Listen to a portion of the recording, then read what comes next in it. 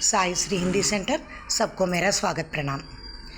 Today I am giving you some pronouns सर्वनामालु वाటి యొక్క చేంజెస్ మార్పులు।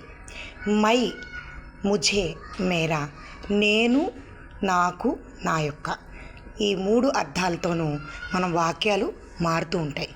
వాక్యంలో సందర్భాన్ని బట్టి ఈ these three we are using. My అంటే నేను, ముझे అంటే నాకు, మేరా అంటే నా యొక్క। తుమ్ అదేవిధంగా తుమ్, తుझे, తుమ్హారా।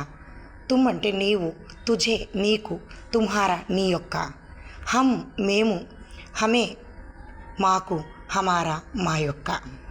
First of all today we are using these three sentences. See here and observe. మై ఖానా ఖా రహా హూం, ఐఎమ్ ఈటింగ్ ఫుడ్ నేను అన్నము తినుచున్నాను। మై ఖానా ఖా రహా హూం, ఐఎమ్ ఈటింగ్ ఫుడ్। ముझे కలం చాహియే, ఇక్కడ మై కాదు, మై కలం చాహియే అనకూడదు కదా, కాబట్టి ముझे అనేది వాడాలి। ముझे అంటే నాకు।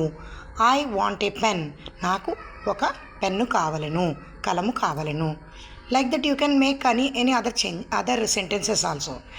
ముझे హిందీ పढ़ना है, ఇక్కడ చాహియే అనేది ఇక్కడ పढ़ना है ప్రతి వెర్బ్ కూడా పढ़ना, करना, लिखना, like that it will come. लिखना, to read, to do, like that. I have to do, I have to read Hindi. ముझे హిందీ పढ़ना है, నేను హిందీ చదవవలెను అని వస్తుంది। వలెను అంటే చాహియే, అది కండిషనల్ వెర్బ్ అనమాట పढ़ना है అనేది। యహ కితాబ్ మేరా హై, ఈ మేరా అనేది నా యొక్క అనేది। యహ కితాబ్ మేరా హై, ఈ పుస్తకము నాది। దిస్ బుక్ ఈజ్ మైన్ అనొచ్చు, otherwise this is my book అని కూడా అనొచ్చు। మై, మైన్ ఈ రెండింటి అర్థాలు కూడా మేరా అని గుర్తించాలి మీరు।